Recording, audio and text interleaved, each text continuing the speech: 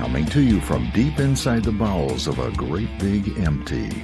Get ready for another episode of The Home Defense Show with Skip Coryell. And that was Golden Glenn, the official announcer of the Home Defense Show, and I'm your host, Skip Coryell, author of 22 books, Marine Corps veteran, founder of the Second Amendment March, proud father of 7, grandfather to 19 and counting, and as a special bonus, I'm also madly in love with my own wife. My priorities in life are God, family, and country, in that order, and I hereby promise to never compromise in my convictions. I may go broke, but I'll never go woke. And joining me today is my faithful co-host, my dearest, loveliest Sara. How are you today, Sara? I'm good, thank you. It's Sunday. It's a good day. Sunday is always a good day. Yes, it is. Of course, our listeners could be listening on any day, I guess. Well, There's yeah, they that. could. Yeah. They have to have a Sunday sometime, so Yes. whatever day it is, About have every, a good Sunday. about every 7 days. Yeah. I'm canning tomatoes right now. We had to take time off from the tomato canning to do the show, for which I'm grateful.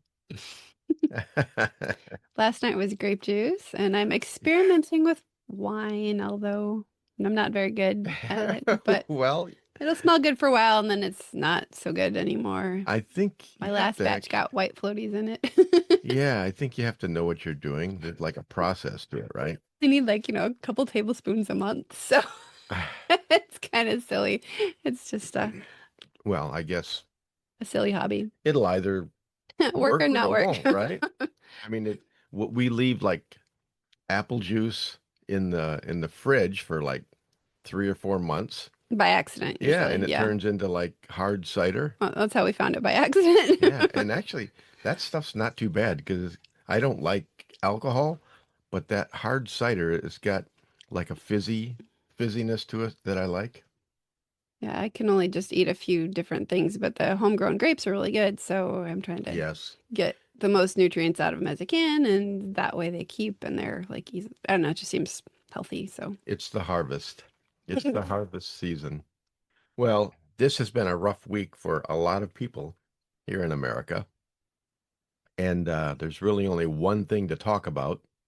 So why don't you launch into the news and then we will break it down. But first, what's on the show today, Sara? Today we are talking with Gabe Suarez all about the use of shotguns in home defense. He's the president of Suarez Tactics. Then we'll be talking with firearms instructor and attorney Deron Boring from Ohio in the shootingclasses.com self-defense report. Gonna be good. Real good. But before we get too far into the show, let's thank our sponsors, United States Concealed Carry Association, shootingclasses.com, Centershot Indoor Gun Range, Trinity Training and Security, and Apple Tree Media. All right, so what's in the news today, Sara? So out of Washington, Utah, Tyler Robinson, 22, has been identified as the suspect in Turning Point USA founder. I don't even like saying the guy's name, like mass shooters, assassins. I mean, we all know his name, but I just think a lot of them do that for the notoriety, which sounds crazy because it is crazy. But Well, infamy is better than, I don't know, maybe not. I mean, I don't mean that it is, but to not be known, they say it's better to even be yelled at than to be just ignored. So I guess maybe they're like, maybe the hatred of the masses is better than not being known. I don't know. oh, okay, yeah, I see what you're saying. Uh, but I'm not sure they even think that they're bad, at least. Yeah, it sounded like there was cheering going on when Yeah. our Charlie Kirk Yeah. died. Well, let's not use his name. When you come to his name, just say TR? or Beavis. I'll let you choose, Sarah. All right, well, I'm going with TR. 22 has been identified as the suspect at Turning Point USA founder Charlie Kirk's assassination on a Utah college campus. We got him on the evening of September 11, Utah Governor Spencer Cox announced on a Friday morning news briefing. A family member of Tyler Robinson reached out to a family friend who contacted the Washington County Sheriff's Office with information that TR had confessed to them or implied that he had committed the incident. In a statement to Fox News from USU, the public university said, Utah State University confirms that TR, the suspect arrested in the killing of Charlie Kirk, briefly attended Utah State University for one semester in 2021. So it was kind of a while ago, and only one semester. Well, yeah. So he Yeah, wasn't it like was. seriously marked by this university. I Yeah. mean, I don't know. Only one semester shouldn't wipe out a childhood of. Well, I'm sure that's You not what know. drove him to do this, but We can also confirm that he was a pre-engineering major. Oh. And took classes consistent with that major for his one semester the you school know had. how those engineers are. Yeah. Not usually that, but okay. Sorry, what was your being, Sarah? Yeah, something like that. Electrical engineer? Yeah, a long time ago. And not in Utah. But USU spokesperson Amanda Dorito told Fox News Digital that TR was awarded the school's resident presidential scholarship, its highest scholarship. She said TR had no disciplinary record during his time at the university. According to USU, the scholarship is reserved for top academic achievers. At the time of his arrest, Robinson was a third-year student in the electrical apprenticeship program at Dixie Technical College. In a statement, the Utah Board of Higher Education said he is a third-year student in the electrical apprenticeship program at Dixie Technical College. He briefly attended Utah State University one semester in 2021 and received concurrent enrollment credit through the Utah Tech University while in high school 2019 through 2021. Family members told investigators TR had become more political in recent years. The family members referenced a recent incident in which TR came to dinner prior to September 10. Cox said, in that conversation, TR mentioned Charlie Kirk was coming to UVU. They spoke about why they didn't like him and the viewpoints that he had. Investigators interviewed that roommate who stated that his roommate, that is, referring to TR, made a joke on Discord, Cox explained. The content of these messages included a need to retrieve a rifle from a drop point, messages related to visually watching the area where a rifle was left. That's kind of a yellow flag, isn't it? A bit, yeah. Or a red flag. Engraving bullets. Strange and oddly connected. Yeah. Most of us don't have our rounds engraved. You know, they're talking about on the brass casing, etched words in there. Most people. That just seems over the top. Well, yeah, crazy. yeah, it does, and they were like anti-fascist statements that were engraved on the bullets, which is just really bizarre. But everything about this guy is bizarre. And a message referring to having left the rifle wrapped in a towel. The investigation led to the recovery of a rifle north of UVU's Campus Drive Road, where authorities found a rifle wrapped in a dark-colored towel. Not a very good way to take care of your rifle. The rifle was determined to be a Mauser Model 98, 30-06 caliber bolt-action rifle, Cox said. The rifle had a scope mounted on top of it. Yeah, that is a 30-06. That's a serious round. Okay. I mean, that takes down big game. It's high velocity. It's got good mass, good energy. At 200 yards, that would be... Still pack a punch. Yeah, definitely. Investigators noted inscriptions that had been engraved on casings found with the rifle. Cox credited law enforcement and the public with swiftly closing in on Robinson. We are indebted to law enforcement across the state, he said. We're grateful for everyone who worked together in such a short amount of time to find this person and to bring justice. Well, they found him, and they found him in 33 hours. Yeah, that is really amazing. Impressive. What impressed me about the investigation, because I was watching it, real closely. And listeners, just so that you know, I am Sarah's source of news. You're so busy with like the kids and the house and all of that stuff. I'll share things intermittently with you, so you know a little bit of what's going on out there. Yeah. But what impressed me with this is the way the federal agencies, the FBI, the way they worked with local agencies like the sheriff's office, the state police of Utah. They worked really well together, and that's not normally what has happened in the past. So I think that helped, and they reached out to the public, and they actually disseminated the information, the photos, the videos, all of that stuff to get help from the public. And ultimately, that was what got them their guy. Yeah. Yeah. I mean, I can't badmouth the father or the family because I don't know them. he did the right thing when he turned his own son in, but that had to have been tough to do. Yeah. Yeah, I'm Uh, sure it was. and remember, last week we talked a lot about transgenders and are they mentally ill and should they have firearms? After we got done talking, Sarah, it was nagging in the back of my mind. Mm. It's like, okay, were we too rough on them? But after this happened, I'm thinking, no, I don't think we were too rough on them. I think that the point is that you can't lump people all together, any kind of people. Like when you start saying all women are blah, blah, blah, or all, housemakers are like this, or all engineers are, as soon as you start saying that, you just can't do that. Yeah, But I know. this is a very serious sickness. It's a very serious mental problem. Yeah, And if the person is fighting it and trying to get help and healing, that's amazing. And the people around them are not necessarily going to help them very much because I feel like our society pushes you towards that sickness. So to come back from that, it's like we want them to feel welcome to come back to the healthy side. But it is a very, very serious mental illness. And you do need to understand that it's a sickness. And yeah, so. yeah. Well, I hope someone addresses this, someone in a position of power, i.e., the government or medical professionals. But one, A whole series of things that can be done to try yeah, to yeah, one yeah. encouraging thing that I'm seeing out there is the way some of the far left ideologues, celebrities, name a couple examples. Bill Maher. Mhm. Bill Maher had Ben Shapiro on his show, and they debated back and forth, and they disagreed on a lot of things. But the important thing is they were talking to each other. Mhm.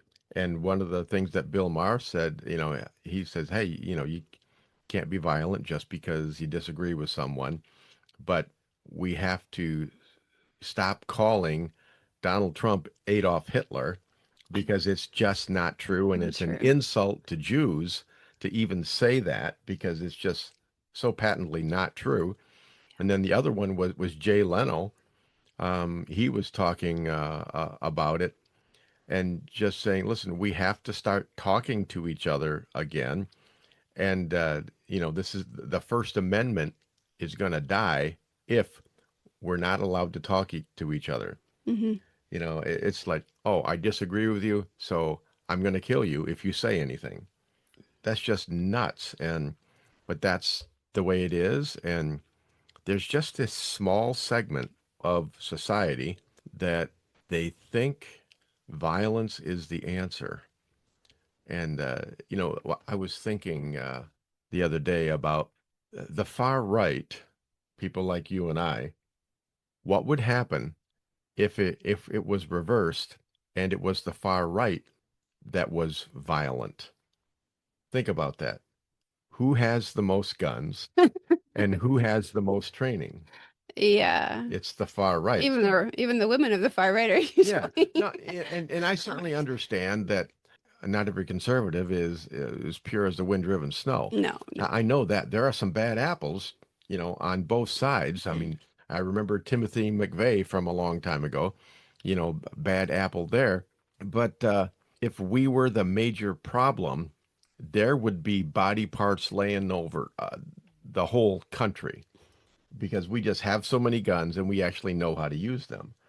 So I don't know. The left needs to rein in the uh, the most radical of their numbers.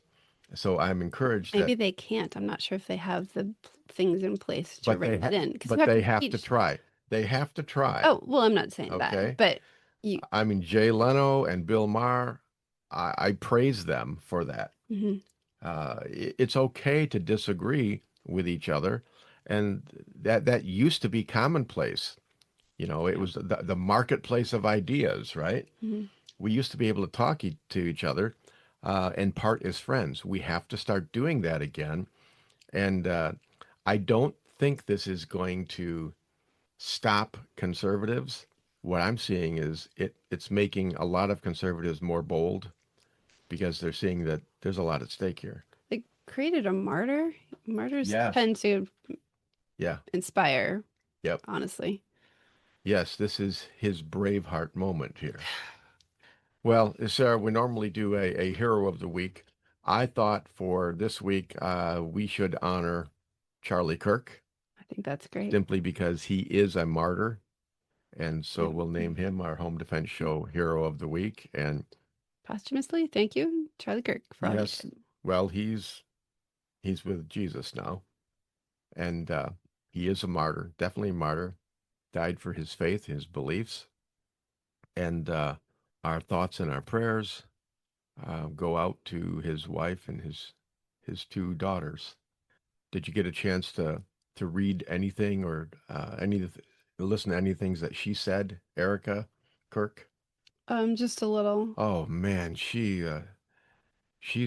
on fire. Yeah. She's on fire. I think, you've heard that phrase about the power behind the throne, right? It's like she was the power behind the throne. She would have. And Charlie acknowledged that. Yeah, this is the woman that helps me do all the things that I do. They just killed her husband and her children's father. And now, what was that statement she made? You people have no idea what you have just unleashed. Did she say that? Yes. I love that. That's Yeah. amazing. I'm excited to see what she does. Turning Point USA, the group that he organized at age 18, she's taking over for that. Okay. And they are adding Turning Point chapters at a record rate now. Oh. So the young That means- conservatives are waking up. Hopefully we can have some civil discussion, because that's what Charlie Kirk did. He had civil discussions with people that disagreed with him. Let's hope and pray that this is a new beginning. Yes, absolutely. We'll find out. All right. But what's coming up on the show next, Sarah? Next, we're talking with Gabe Suarez all about the use of shotguns in home defense. He is the president of Suarez Tactics. Then we'll be talking with firearms instructor and attorney Deron Boring from Ohio in the shootingclasses.com self-defense report. Yeah, it's Gabe Suarez. He's one of the favorites on the show. If you go back and see, who listens to the show, much higher numbers when Gabe Suarez is on. He's talking about shotguns today. Gabe can talk with authority about self-defense because he's been in so many gunfights and won so many gunfights. He's never been shot, but just in this segment today, he talks about, I asked him, I said, what's it like to shoot someone with a shotgun? So if you want the answer to that question, you listen to segment 2 and you'll find out. That's tough. I know. But in the meantime, God bless and stay safe, because we will be right back. Firearms training should be easy. Instructors can focus on teaching and not worry about all the complex paperwork and management behind the scenes. Just pull the trigger and let us do the administrative work. Welcome to shootingclasses.com. At Center Shot Gun Range, we are passionate about training. Don't know where to start? We offer a 1-hour new shooter seminar to introduce you to the world of firearms and help you find training opportunities specific to you. Concealed carry, home defense, firearm safety, AR-15, private one-on-one training, custom training, or maybe you're on a security team looking to protect your church or business. We even offer weekday morning and evening classes. Center Shot Gun Range has you covered. Start your journey at centershotgunrange.com. Firearms training should be easy. Instructors can focus on teaching and not worry about all the complex paperwork and management behind the scenes. Just pull the trigger and let us do the administrative work. Welcome to shootingclasses.com. Attention business owners. Are you leaving your website open to security issues and hacking due to a lack of maintenance or overseas outsourcing? Don't let that happen to your business. Choose experienced U.S.-based website developers that can customize your website to fit your specific needs. Appletree MediaWorks has been growing businesses online since 2009. With over 80 years of combined experience, their team conducts constant research and development to keep up with ever-changing online threats. Your website deserves the best protection available. Call Appletree MediaWorks today at 877-977-1364 to keep your website secure and grow your business online. Or visit appletree.media. Avoid danger, save lives, and keep your loved ones safe. If this sounds good to you, you sound good to me. And I'd like to help you do those things. Avoid danger, save lives, and keep your loved ones safe. If you're looking for more excitement in your life, we have nothing to offer you. But if you are a thoughtful, responsible, nonviolent man or woman, we'd love to teach you what to do if something crazy happens. More importantly, we'd like to teach you what not to do. We currently have over 500,000 members. They are doctors and single moms and firemen and grandmothers and veterans and Democrats and Republicans and members of every faith. But the one thing they all have in common is that they know exactly what to do if something crazy happens. When you're with one of our members, you are safe. Our members know how to de-escalate situations. They know how to calm things down. We are the United States Concealed Carry Association. See what we're all about at usconcealedcarry.com. Discover the little-known backstory of the U.S. Concealed Carry Association at usconcealedcarry.com. In today's world, safety and preparedness are more important than ever. At Trinity Training and Security, we offer comprehensive training for your peace of mind. Whether you're obtaining your concealed pistol license, mastering CPR and first aid, or engaging in scenario-based training, we've got you covered. We look forward to working with you in one of our classes or bringing the class to your church, school, or business. Need security for an event? Protecting your assets? Our team provides private security, close protection, media crew escorts, high security terminations, and more. Always with discretion and professionalism. With Trinity, safety is more than a service. It's a commitment.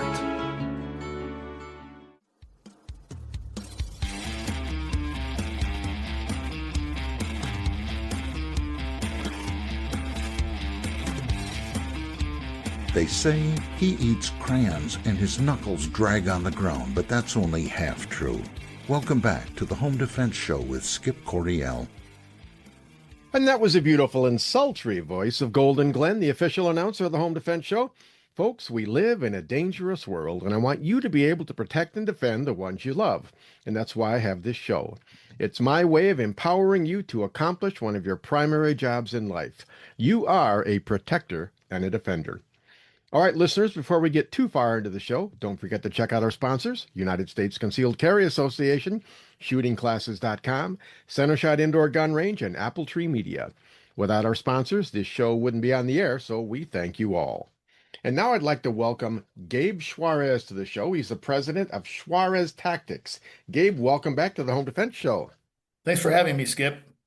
This is getting to be a habit. Yes, it is. Well, that means you're saying something right or controversial. Maybe you're just notorious. I don't know which one it is. Probably all three. Okay. Well, in a world like we're living in, that's not half bad. You know, if you can go through life and no one ever gets mad at you, you're not doing something right. I agree with that. Yeah. Well, have you ever made anybody mad at you? Once or twice. Once or twice. Yeah. Ask my my ex-wives. They will tell you all about it. But all right, first tell us a little bit about Suarez Tactics. Just take like a minute and pitch it for us, okay? Well, I've been basically teaching self-defense and tactics and shooting and all that kind of good stuff for about 25 years. And a couple of years ago, I sold a larger part of my company, the online store and the custom guns and so on, and kept the training. And, I adapt to the times and everything else. And so more and more I'm shifting to online training. I've got a Patreon page where I put up all my articles. I put one or two up a day. I usually take the weekends off. And I do online training videos and so on, one of which I was working on this morning, as a matter of fact. And I'm still doing a little bit of training, although not as much as I once did.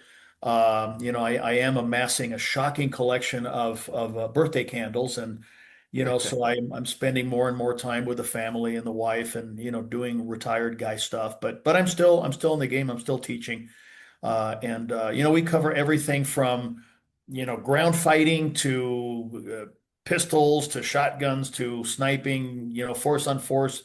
You name it, and if I don't teach it, I've got a specialist on tap that'll teach it. So we cover pretty much everything. Yeah, well, as far as retirement, I mean, I don't know the date, but I think next week is my birthday. I turn 68 years old, and Yeah. it's like I don't want to retire. No, It's no, no. I mean, I don't consider it work because it's like, hey, talking to you, this is fun. I Yeah, like this. yeah. It's interesting. You know, the podcast, the books, the training. I like you though. I have backed off a little bit on the training, simply because, well, that's another show. Yeah. But No, I get it. I mean, first of all, I think that the training world has changed. I think the era where, you're going to run, 25 classes a year, each with 25 students and a waiting list and all this kind of stuff.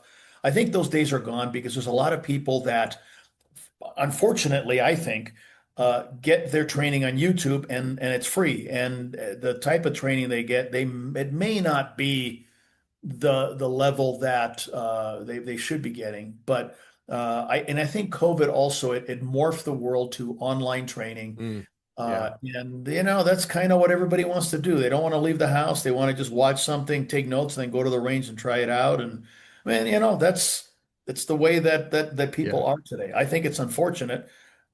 Just like I think it's unfortunate that so few people actually read anymore. But it is what it is. Yeah. Yeah, you're right. And you have to adapt, move on. But I want to talk today. You had one of your write-ups about shotguns, and I know you do shotgun training, and I think shotguns. I think they're a great tool. I really, really do. And a lot of people use them for home defense, or they'll just have them in their closet or whatever. But in my opinion, it's like they use the shotgun, they have it, it's there, it makes them feel warm and fuzzy, but they really don't know how to use it. But I wondered what your experience is on that.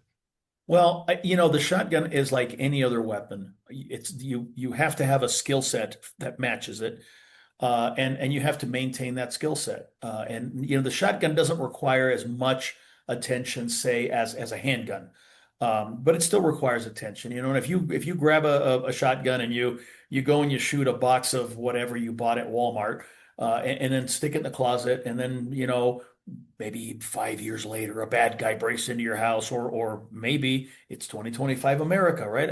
5 or 6 bad guys. And you go and grab this thing that you haven't touched in a few years, and you can expect that you're going to perform at a high level. Come on, that's Yeah. that's very wishful thinking, and it's unrealistic. So you have to put in the time. You have to learn, and then you have to put in the time. And if you do, you'll be able to do amazing things with the weapon. But if you don't, who knows what's going to happen? Yeah. I remember I was teaching a concealed pistol class, right? And we were talking about, tools for home defense, right? And basically you've got pistols, you got carbines, you got shotguns. And one of my students raised her hand and she said, "Well, I'm going to use a shotgun for home defense so I don't have to aim." And Yeah, I thought, okay, yeah, I don't think you've ever been rabbit hunting before, or yeah. maybe never even shot a shotgun before.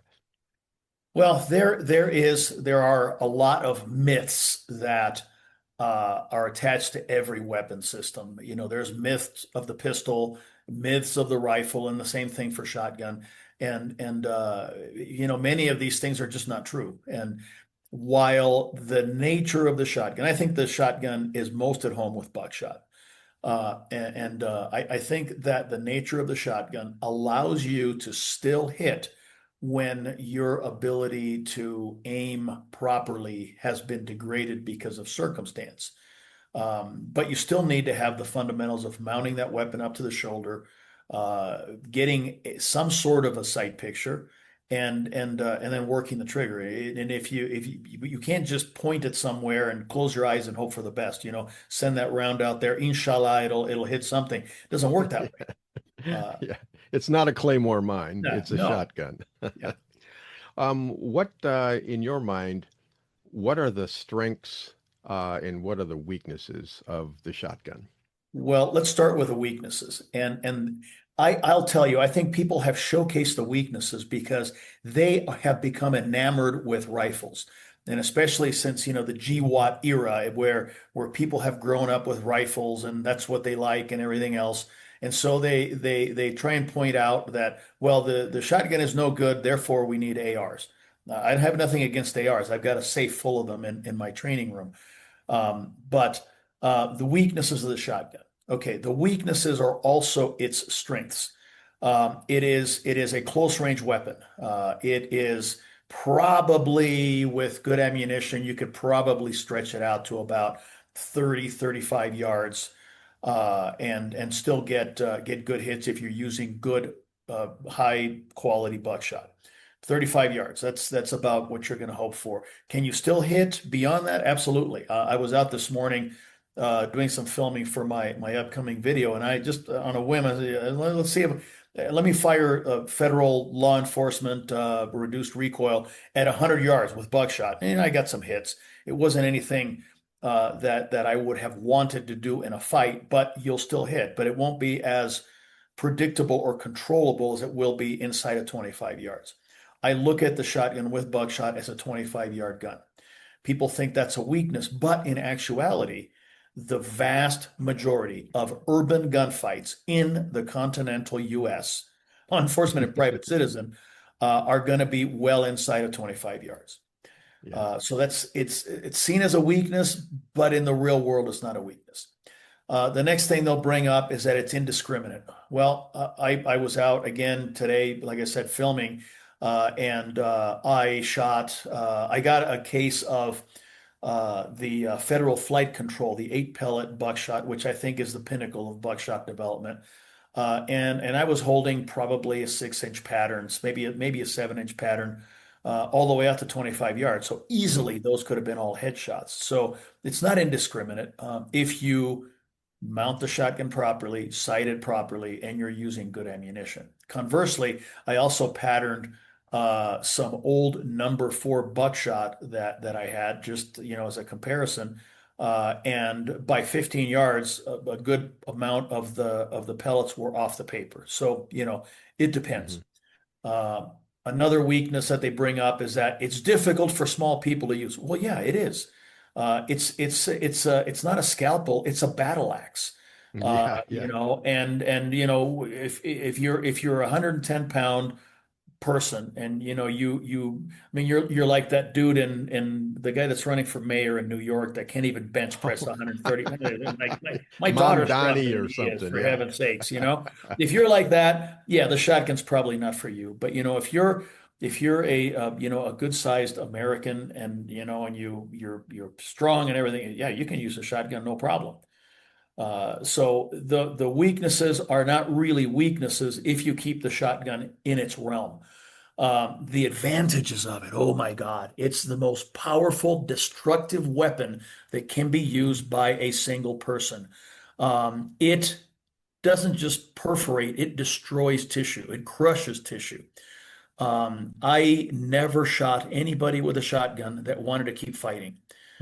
Even if it was a peripheral hit, they were done and out of the fight. And if they survived by the miracle of modern medicine, they were never the same again. It is a ultimately destructive weapon. And there's a story that I was told by someone that moves in those circles, that there was an SAS trooper that was armed with a Benelli M4, which is a semi-automatic shotgun. And he was moving into position when 2 terrorists popped out at relatively close range. I don't remember the distance, but I want to say something like 5 yards or something. And he shot each one in the head, basically decapitated them. And then 2 more came out at a distance of about 10 yards, and he did the same. And apparently the rest of the guys came out and surrendered because all their friends had lost their heads. Wow. Yeah. That wouldn't have happened with any other weapon. It's the battle axe of the modern battlefield. It is ultimately destructive. It does require some physical strength, and in the era where they want to hire 110-pound female karaoke singers as law enforcement, well, maybe the shotgun isn't going to be their chosen weapon. But for the rest of us, yeah, absolutely. Fantastic weapon. And it will allow you to hit under circumstances where if you were firing a rifle, you would have missed, guaranteed. Yeah. Well, I've never shot anyone with a shotgun. When you shoot someone with a shotgun, let's say they're walking towards you, does it actually stop their forward movement? Like on television, right? I mean, it's like they're blown back, 500 yards. My experience has been they drop on the spot. Oh, okay. The first person I shot with a 12 gauge was a pretty big guy. He was what today would be considered an active shooter. And I shot him from about 15 yards and he dropped on the spot. The second one was the point man in what was a robbery team of three, and he was running toward me with a revolver firing, and I hit him in the upper thoracic area, the sternal notch in the neck area, and he dropped on the spot. There was no discussion with him. And there were a couple more. One was running away and firing at me with a Glock 21, and I hit him in the lower back with 12 gauge. He went down.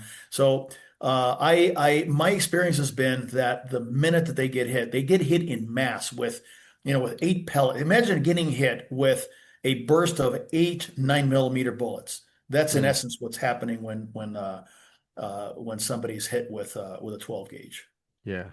I watched the video that you had on Patreon where you were shooting at that soft body armor. Yes. And it's like, wow. It's like it didn't get through the body armor, but it just caved everything in. I mean, that's got to break some ribs and soft tissue damage and all kinds of stuff. So interestingly enough, that was videoed in class. And in that class, I had a good friend of mine who's a thoracic surgeon. And he said, he looked at it, and I think he said it on the video, that the damage that the wearer of that vest would have incurred would be comparable to a head-on collision at 50 miles an hour and hitting the steering wheel. So I mean, it's like even if it doesn't go through, it's still crushing whatever is inside that vest. Yeah. Now, in the era of where you can get on your smartphone and you can order body armor and have it probably delivered the next day if you have a credit card that works.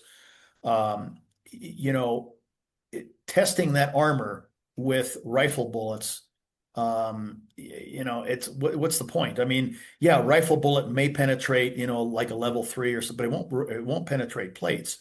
But a shotgun will crush whatever is inside that armor.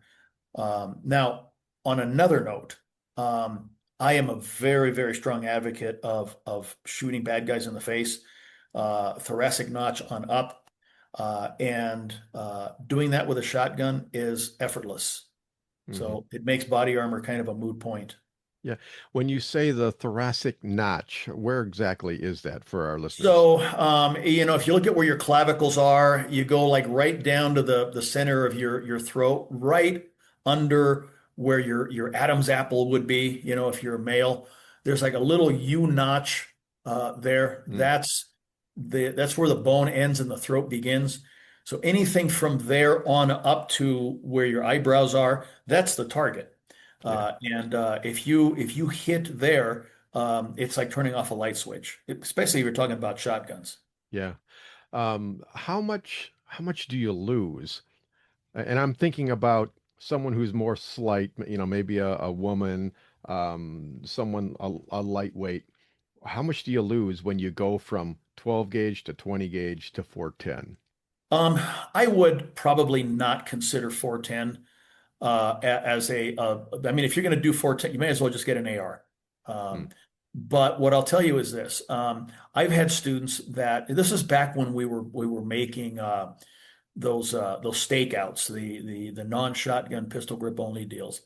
And I had people approach and say, hey, you know what? I really want one of these, but I'm 78 years old, and I'm this, or my wife wants one, this and that, whatever.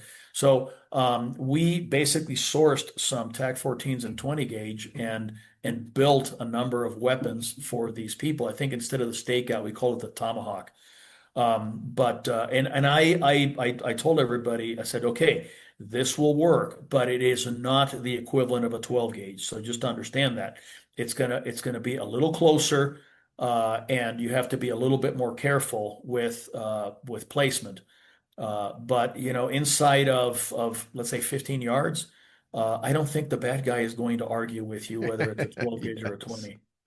He's not going to complain No, about it, no, is he? I don't think so. All right. Well, what else do you have? Well, actually, I know what I wanted to ask you about. I wanted to ask you about in North Carolina, there was that Ukrainian woman. Yep. What what's your opinion on that? Decipher that one for me. Disgraceful. That's all I'll say. Now, I did a short video on YouTube about that, and I look at the entire perspective. Okay, so number one is the 23-year-old lady Irina. I couldn't pronounce her last name, so I'll call her Irina. Okay, beautiful lady. I mean, even Stevie Wonder would take a second look at her. Just gorgeous. I think, and I'm not suggesting that this was her fault, but public transportation, you walk in and you scan the place first and you get an idea, where can I sit? Especially if you're a woman, okay? And you pick a place that's tactically advantageous to you. To say that you don't have to do that in modern America is naive. You have to do that. Okay. But, be that as it may, so she picked a spot that was the closest one to where she came in, and she sat in front of this monster, who was I mean, we could say all sorts of things that would be politically correct that I think we're all thinking, but nobody wants to say. All right. You cannot ignore the racial component here. Okay. If that had been turned around and the criminal had been an old white retired cop with PTSD, and the victim had been an overweight black, ambiguous sexual orientation person, you know what? This would be on the news, on CNN, on NBC, on BBC, on Al Jazeera. It would be on the news for the next 6 months. Okay. That the media is burying this because of the circumstances of their racial situation and everything else is shameful. I don't think that you can ignore that component, just like you couldn't ignore that component at the last time that we talked. There was that riot thing in I think where was it, in Cincinnati. So those two issues are issues. Okay. The third one is, okay, look, I think you and I are the same in our perspective. I'm not out to look for trouble. I don't get up in the morning and go, okay, I'm going to get in a fight with somebody on the rail today and this and that, whatever. I'm going to mind my own business. I have my agenda for life, and I don't want anybody to derail it. However, I think that we all have a moral preclusion as men. If you want to add the spiritual component to it, fine. Although I don't think it needs to be there, but we can. The Christian preclusion. Okay, there you are. Okay, grown ass man with some skills. You're strong. Martial arts. You could probably break that dude's neck and go get a hamburger. Okay, and you sit there and you watch this happen, and what do? You don't do anything. That just doesn't compute in my brain. I watched the video. I saw everybody standing there, all the men running away and cringing. I don't know that I could live with myself if I did that. Okay. I'm usually very articulate and can speak very well on the fly. And I'm kind of tongue-tied. I don't know what to say about it. I know. I have no idea what to say about that. It was a failure of American manhood on so many levels that I don't know how that is fixed. Yeah. Yeah, that's the thing that struck me the most too. I mean, we could talk about her lack of situational awareness. We could talk about the evil that man was. We can talk about the criminal justice system, but even with all of that, if men were real men, I mean, look at my mug here. Sure. Yeah. John Wayne, right? It says a man's got to do what a man's got to do, Yeah. right? Yeah. But when men stop doing what they're supposed to be doing, protecting and defending, this is the kind of thing that happens. I mean, there are evil men out there, and someone has to take names, kick ass, take charge, and punish these people and stop them when they try to hurt innocent people. And Well, I don't understand why men want to be wussies. Well, I think that they have been beaten down, and they have allowed themselves to be beaten down, and they've just stopped being what they're supposed to be. There's a quote that I'll read. I just brought it up on my phone. I've got it in my photos. And it's from Winston Churchill, and I throw this one around in class periodically, and I brought it up so I get it correctly. Okay. To each there comes in their lifetime a special moment when they are figuratively tapped on the shoulder and offered the chance to do a very special thing, unique to them and fitted to their talents. What a tragedy if that moment finds them unprepared or unqualified for that which could have been their finest hour. Yeah. Okay. Yeah. There are people in the gun community, okay, prominent instructors, and I'm not going to say their names because, I could care less. All right. But they say that they train and carry weapons and do all they do only to protect themselves, and they are not going to get involved with anybody or anything that doesn't have anything to do with them. Yeah. And, when I hear that, what I say is this: okay, so all of those guys that are talking and all of those guys that follow that philosophy, they all have wives, mothers, and daughters.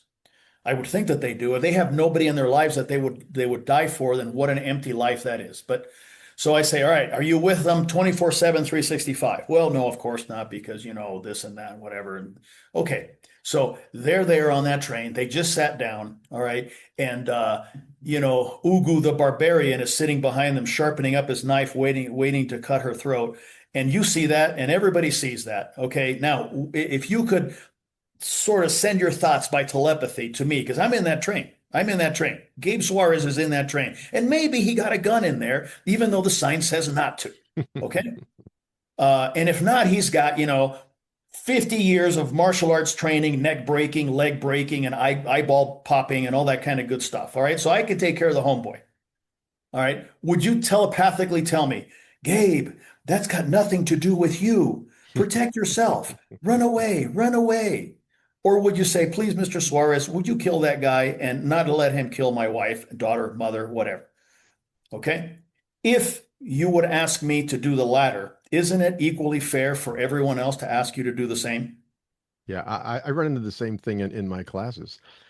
I've had people look me in the eye and say, hey, I'm not a cop. This is not my job. It's none of my business. But you're an American and you're a man, so it is your business. Yeah, I agree. I mean, that's what I would want. Yeah. Certainly. I mean, it's the golden rule, right? Yeah. Not just do unto others, you'd have them do unto you, but, do to others what you would want others to do to that guy, right? Yeah, exactly. You gotta do it. So I said that on YouTube, and there are people, well, you'll get in trouble, you'll go to jail. No, you won't. Okay, you won't. I would want somebody that is telling me that that's going to happen. I would want them to show me the case, okay, the actual case where somebody intervened in a murder in progress and killed the murderer and then went to jail. Show me where that has happened in the past. Because if you can't show me the case, that is just something that you've created in your mind to justify your cowardice. Well, yeah, and I think that's what they don't want to admit that. Yeah. They don't want to admit their hesitancy and Winston Churchill, he's one of my favorites. That Absolutely. man, he was the man for the hour. He was not afraid of Adolf Hitler when the rest of the world was quaking in their boots. He said, bring it on. We got to get this guy. And do your worst and we will do our best. Yeah, we need a lot more of that. And I don't know, not to get too political, but that's what I see with Donald Trump. I see a man who he's like the man for the hour. He's got so many messes to clean up, but it's Mhm. like they shoot him, they threaten him, they impeach him, they convict him. They do everything, they do their worst, and he still says, "All right, I'm coming after you." Yeah. He doesn't know the meaning of defense. His What a defense gangster is, president, man. I love him. I am gonna rip your stinking throat out, and hand it to you. So yeah, it's the same kind of a thing, and the emasculation of the American male is just incredibly sad, and it's something that I've got a 15-year-old and a 19-year-old, and that's what I've taught them to be. It's like when a woman is getting picked on or whatever, then you help. Yeah. You have to be an asset and not a liability. You have to be wise. You can't just, jump in mindlessly. You have to you have to have some understanding of what's going on. But this thing in the railway, that was not a complicated event. Okay. It wasn't a Yeah. boyfriend girlfriend arguing and the boyfriend slaps the girl. No, it wasn't like that. This was a clear, I mean, the minute I saw her on the video sit down. I mean, if I was on that train, I would probably have gone and sat next to her and looked over my shoulder and kept my eye on the bad guy, just because. Yeah. Okay. I suspect that had somebody done that very thing, that whole event may not have ever taken place. I would agree with that. I really, really would. What's that saying? Anyone who gets in a fair fight has zero tactical skills. That's, yeah, something to that effect. That's very true. Yeah, I mean, I like that too. I want my boys to be smart. I want them to employ superior tactics, element of surprise, whatever, because I want them to survive. I don't Sure. want them to Yeah. die unnecessarily. Yeah. But I do want them to be men. I want them to Yes. stand up and do what I taught them to do, Yes. and survive.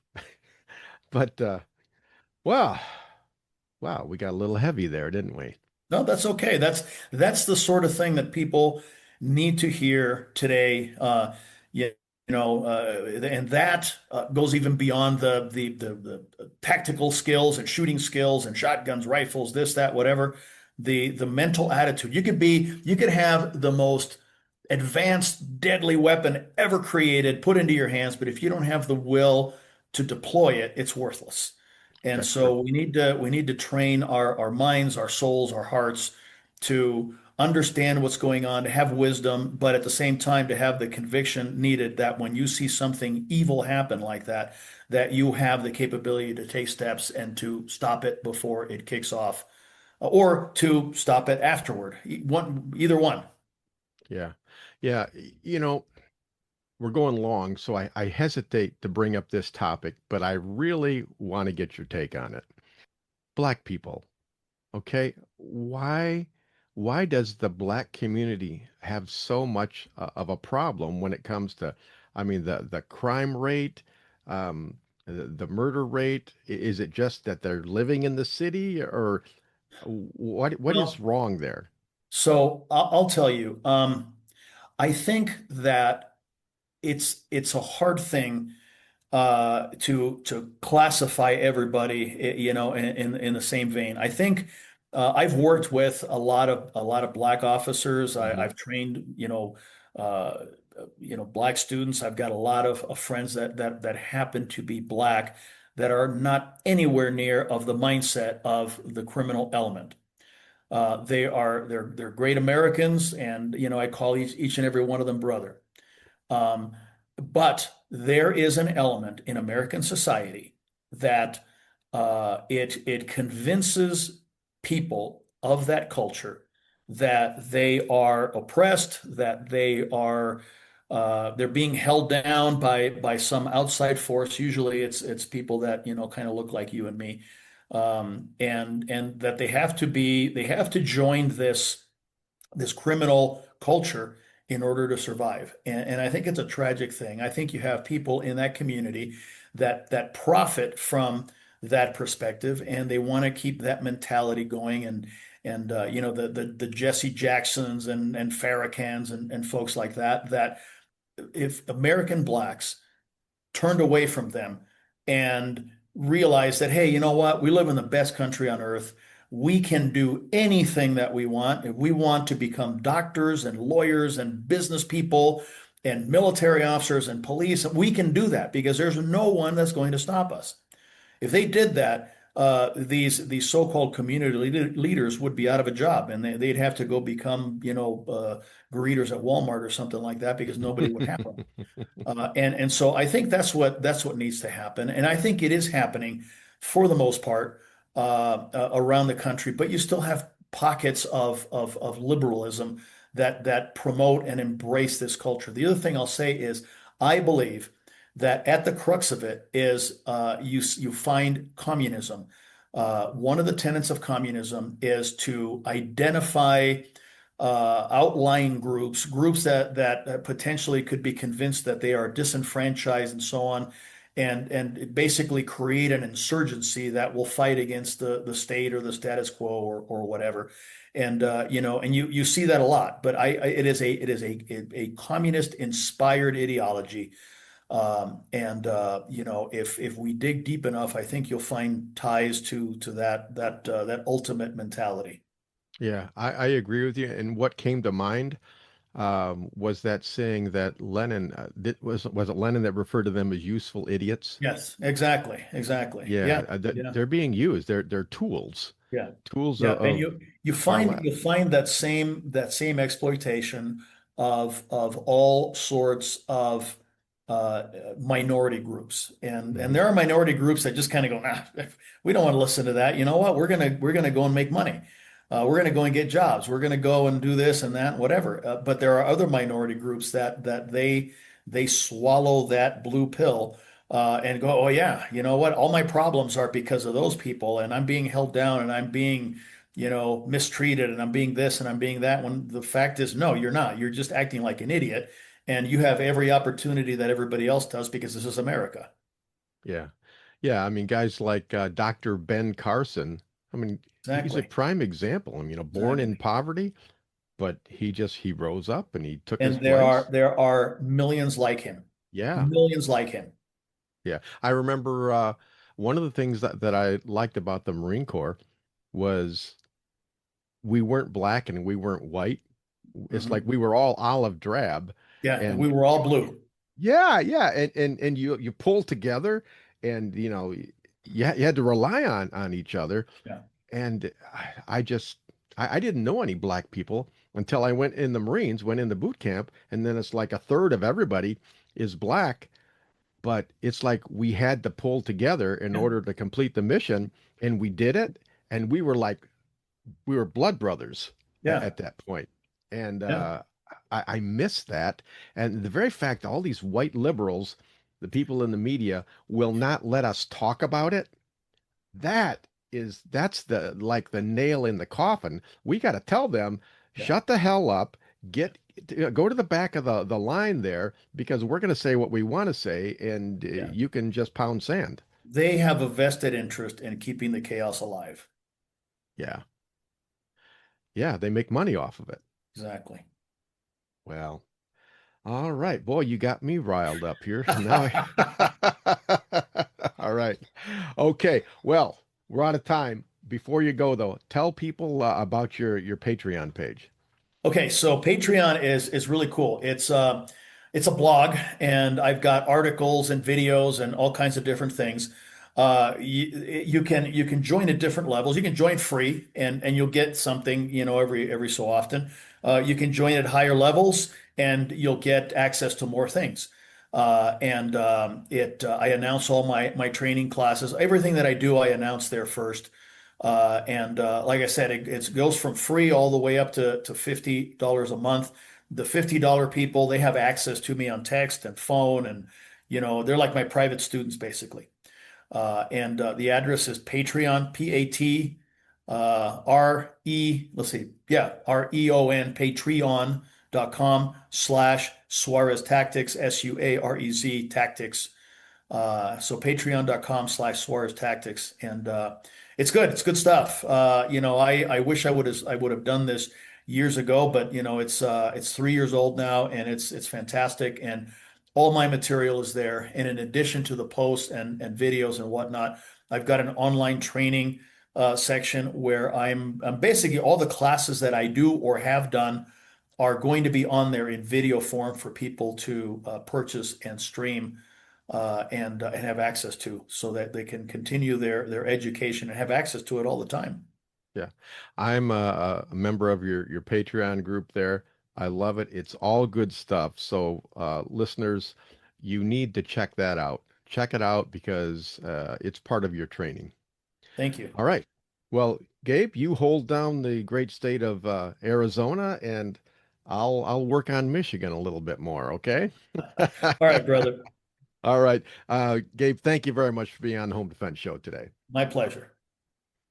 All right. This is Skip Coryell on Home Defense Show. Coming up next, we'll be speaking with firearms instructor Marty Martin from Florida in the shootingclasses.com self-defense report about a store robbery that didn't quite happen. But during the break, I want you to log into rumble.com and search on the Home Defense Show. I posted a series of entertaining and educational videos there just for you. Check them out, and don't forget to like, share, and follow.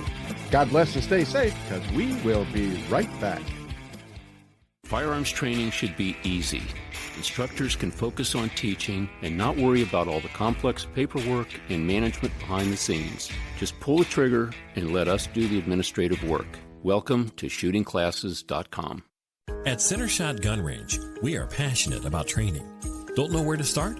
We offer a 1-hour new shooter seminar to introduce you to the world of firearms and help you find training opportunities specific to you.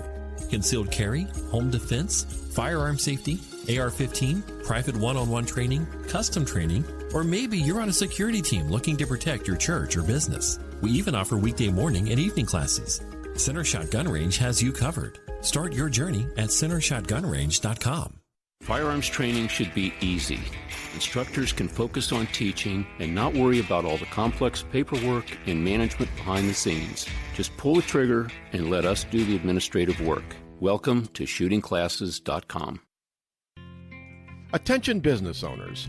Are you leaving your website open to security issues and hacking due to a lack of maintenance or overseas outsourcing?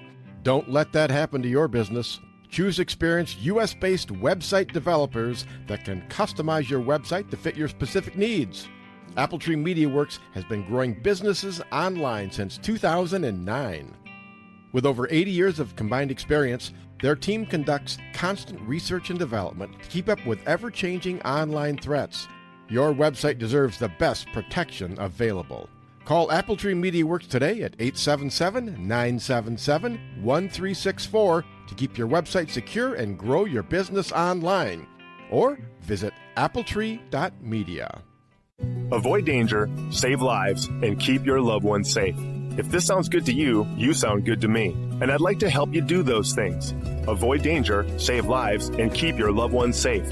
If you're looking for more excitement in your life, we have nothing to offer you. But if you are a thoughtful, responsible, nonviolent man or woman, we'd love to teach you what to do if something crazy happens. More importantly, we'd like to teach you what not to do.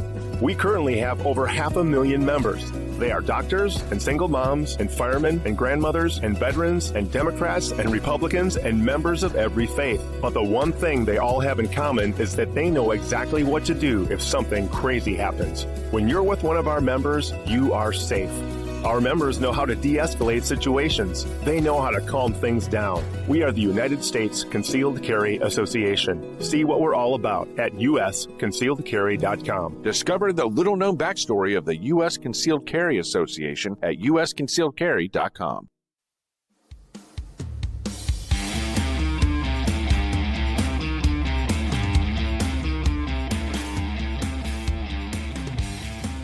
He's old, he's cranky, his back hurts, and he can't remember where he put his car keys.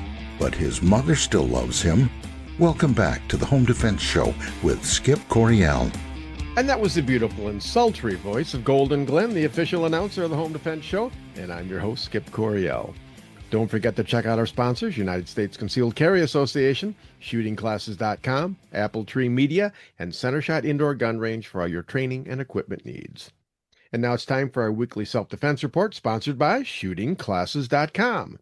And today we're speaking with attorney and self-defense instructor Deron Boring from the great state of Ohio. Deron, thanks for coming back on the Home Defense Show today. Always happy to be here, Skip. Well, you are, and I'm happy to have you here. So that works out well, doesn't it? I always have fun with this. And this is last time you had me in the car as a passenger getting ready to go over the Mackinac Bridge. This is way better this time. Oh, good. Except for your allergies, right? Oh, well, it's that time of year. It is. All right, this article, this one is disturbing. But let me just launch into it and then we will dissect it here. Here we go.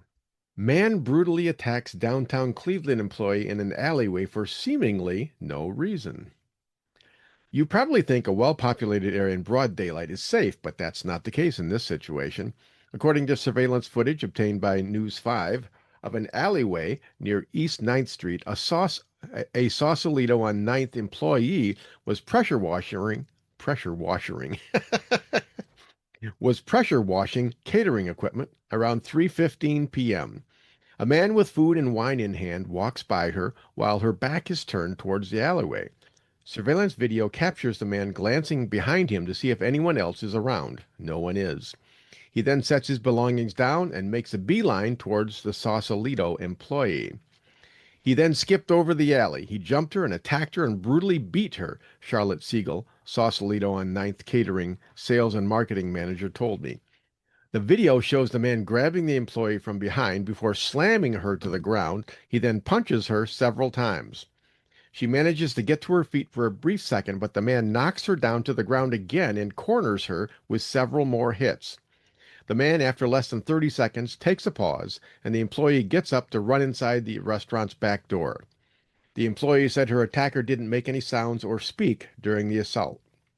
Quote, extremely traumatic. I can't even imagine what she's feeling walking in. Seeing her with her injuries, that was bad enough, Siegel said.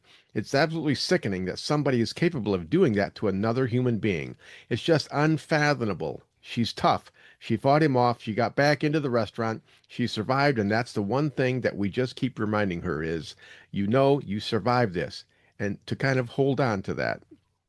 Siegel said the employee, who wishes to remain anonymous, is now recovering from a partially fractured forearm, head trauma, and several cuts and bruises along her body. All right, there's more there, but I'm going to let you launch in here and give me your initial impression of this. This is just the continuing rash of random attacks. It seems like it's happening where you have an innocent person with their back towards the attacker, and for no provocation or any even indicator that the person is in danger, they get attacked. And before we came on, you'd mentioned the one in North Carolina that is getting all the press right now. And this story, obviously not quite as horrific, given that the person not only survived, but was able to run away from it. But this is just an absolute reminder to everybody that really, I hate to say you're safe nowhere, but especially urban areas are incredibly dangerous, and just pay attention. And it's really hard when you're doing something like pressure washing. But, you know, I read the story and I just shuddered because it was just so random. Well, you know, the phrase, there but for the grace of God go I. I mean, that could happen to anyone, and it does, you know, on a regular basis. It's just, this is the way our country is. Our society has gotten to this point, and it didn't happen overnight. I think just gradually our society has gone this way, and I don't think there's any one thing that is to blame for that.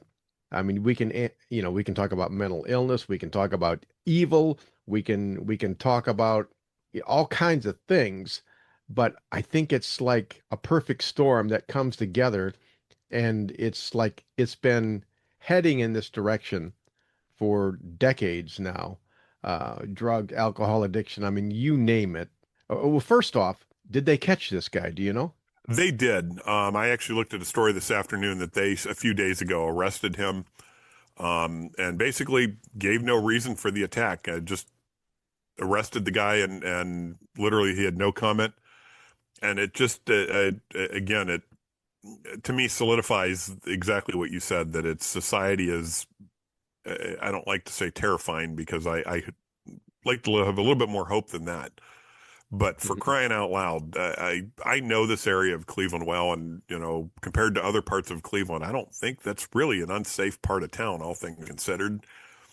And for somebody to do something that horrific, no provocation, and really probably just for his own gratification of attacking some random person, is just horrible. And how you prevent that, short of wearing a helmet with 360 degrees worth of mirrors, you and I have talked so many times about don't go to stupid places, don't do stupid things, and this one I just have to shrug my shoulders and say, I don't know what else you could do in this case. You never saw the guy coming, really not in that horrific of a part of town, albeit a back alley. What do you do with this other than try and pay attention a little more?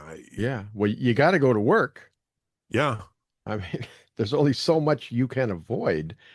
Pressure washing, I don't think of that as a high risk, a dangerous job. But, the thing is, it can happen to anybody, anywhere. People don't realize that. I mean, you can always say, she should have seen the guy coming. But the thing is, when you're pressure washing, you have to pay attention to what you're doing, because you're working, you're getting paid to do that, and you got to do it right. No gun, no amount of pepper spray, nothing. In this case, I think would have been sufficient. When you don't see it coming, again, the young lady on the bus in North Carolina, the same thing. If you don't see it, and again, casting no aspersions at any of these people, sometimes you just don't see things, and unfortunately, it's just, I guess you need to be aware of it. But yeah, and I was just talking with our previous guest about. I just find stories like this very upsetting, because what do you do? How do you deal with it? Well, it should be upsetting. If it doesn't upset you, then you don't have a heart. I guess in my mind, all of us need to step up our game a little bit. I tell you, Deron, what I thought of, and I'm going to get a little political here, Donald Trump, when he said, I'm going into Washington, D.C., I'm bringing in the National Guard, and we are just going to, take names, kick butt, and clean up the town. The far left was screaming bloody murder, saying, oh, you're a tyrant, you're a dictator, all of this stuff. I was saying, go for it, because, and I think most Americans are like that, even though they might not say that out loud. They're saying, yes, things are out of hand, they're out of control, evil has just taken over, and we need to get a handle on this, because people are dying everywhere. They are, and to crack down on crime, and it sort of makes me laugh that somehow he head faked people into basically taking a pro-crime stance. It makes me laugh. Yes. He does that. It's like Donald Trump, he's at the point where there's a certain segment of society that hates him so much that he can use reverse psychology, and he can just say the opposite of what he wants, and he'll get what he wants, because they'll go nuts. Yeah, it's the truth. And again, you look at this, and I think that's a relatively safe part of town, and to just have something like that happen is just unthinkable, and albeit preventable if you throw people like that in jail and send a message. I don't know that any amount of quote unquote situational awareness is going to be good enough in a situation like that. It just kind of bums me out. Yeah, I think it's a failure on a lot of different levels. First, on our criminal justice system. I mean, this guy, the one in North Carolina that you alluded to, he'd been arrested 14 times, and they just kept letting him out. And if you do that, if someone does something bad, something heinous, and you slap him on the wrist and say, naughty boy, don't do it again, what is he going to do? He's going to, what you allow, you teach. And you're just teaching him that he can do whatever he wants to, and you're not going to be held accountable for it. It's the truth. I mean, even how many news stories do you see anymore where you get a 17-year-old kid that gets arrested and they start screaming, I'll be out in, 20 minutes because I'm a minor, and they just know they're going to get away with it. Yeah. And it just breeds a culture that if you do it, you're going to get away with it. Really little penalty. I haven't seen the record of this guy that did this crime yet. I'm interested to see if it's a long rap sheet like the gentleman in North Carolina. And I use gentleman facetiously in that because you're an animal. Well, the thing is, do you recall how old this guy was? I think they said 25. 25. Guys like this, by the time they're 25, they don't just all of a sudden wake up one morning and say, I think I'm going to be a vicious criminal. Mm-hmm. It's like they build up a rap sheet. They have a history of doing this. And it's like 10% of the people do 90% of the crime. And in my mind, okay, if you take those 10%, which is a minority, lock them up where all they can do is hurt each other, then the rest of us are going to be a heck of a lot safer. But that's not happening. And man, I hope it changes. But in the meantime, you and I got to survive. You do, and it just makes me say stay away from areas like that all the more. And makes me glad maybe I work inside an office where I don't have to have my back in an alley. I don't know. It just, these stories again and again just puzzle me that people are capable of such things to somebody that did nothing. Well, we have failure of the criminal justice system. You're a lawyer, so should we blame you? Can we blame you on this? Don't blame me. I'm not necessarily too much on the criminal justice side anymore, but blame the judges and blame prosecutors and there are a lot of good ones out there trying to fix things, but for crying out loud, there's a lot that just slides by too. Well, and it's in primarily blue cities. I mean, even blue cities in red states. I mean, they're all these little microcosms. It's like all these blue cities, even in red states, it's like they have a dome over them, and they have total control over what goes on in their city, except for the criminals. They can't control the criminals, or they're not trying to, or maybe they're. Are they doing this on purpose, or are they really that stupid? The mayors and all of these far left liberal wackos. I don't know what to think. I don't either.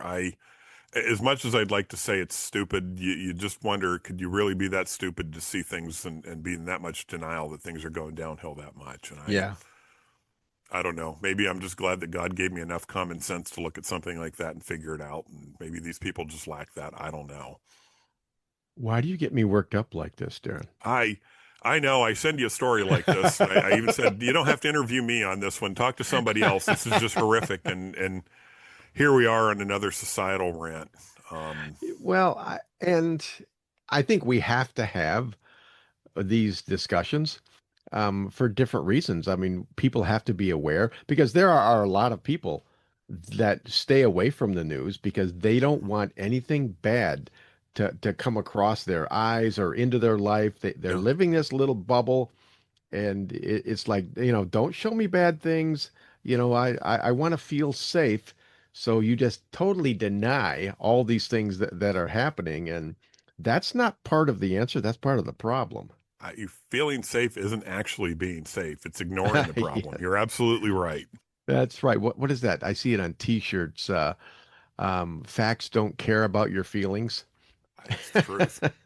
And I think that's one of the things that we're running into. But I guess if I were to come up with a list of things for the listeners, I'll make my list, and then you can add or subtract from it as you wish, Deron. But I would say, first off, a lot of dangerous stuff happens in downtown areas.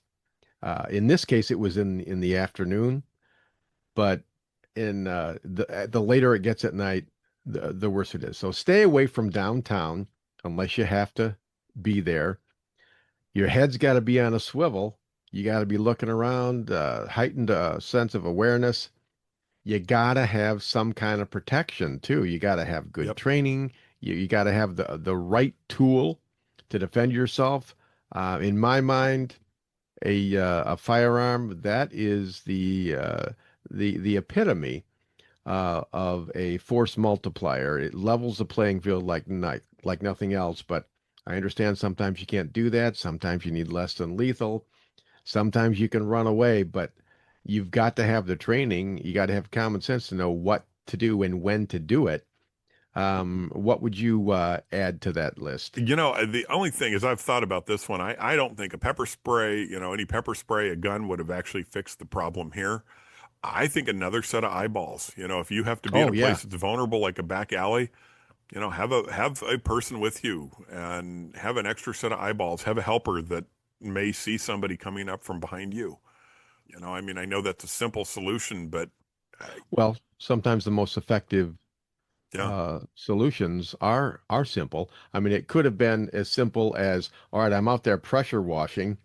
Instead of having my back, to the alley, turn my back, have my back towards the wall of the building so that I can see things, see motion, because our visual acuity is based on motion. Yep. You actually just made me think. I wonder what a pressure washer would be useful. How useful that would be for self-defense. But we need to go away from that today. It's better than nothing, right? Some of those pressure washers, it'll take the skin off a hog. So I've been hit with those. All right, no easy solution, no simple answer, but just one more example of why you need to get training, why you need to be alert, and if you can, why you need to be armed. Absolutely. All right, Deron, before you go, tell people, how can they find out more about you? They can find me on shootingclasses.com, 1791 training, primarily do legal use of force training with Ohio law and self-defense law, concealed carry law, things like that. And I keep saying this, it's been such a busy fall so far, but at some point I'm going to start offering these classes virtually. I just need to get them scheduled. Yeah. Well, I think virtual classes, those are the future, because people, for the most part, when I want to know how to do something, I go on YouTube. I've got to put a new roof on my pole barn. So what I do, I go on YouTube, and that's not the best tool for everything that you want to learn, but it is for a lot of things, and that's where people go. So I say kudos to you. Go ahead and do it, and expedite it, because the world's going to hell in a handbasket. Sadly it is. But hey, thanks for having me on again. Always appreciate being here. Hey, no problem. Thank you, Deron. All right, folks, that about wraps it up for this week's show. I've had a good time, and I hope you have too. Please don't forget to check out our sponsors, Center Shot Indoor Gun Range at centershotgunrange.com, shootingclasses.com to help you find the right trainer for your needs, Apple Tree Media for website security, and United States Concealed Carry Association. For all your self-defense needs, go to uscca.com. I've written 20-plus books, and they're all available on amazon.com in paperback, ebook, and audiobook. This week, check out my nonfiction book, Sunrise Reflections, Finding Hope in Hard Times. I think you'll like it. And also check out the Home Defense Show videos on rumble.com. And if you want training from me in person, then check out Midwest Tactical Training at shootingclasses.com. Please join us again next week for all your home defense needs. In the meantime, God bless and stay safe. Thank you for joining us this week on the Home Defense Show. Now, get out there and protect the ones you love. We'll see you next week with more of the best. Bye-bye, boys! Have fun storming the castle!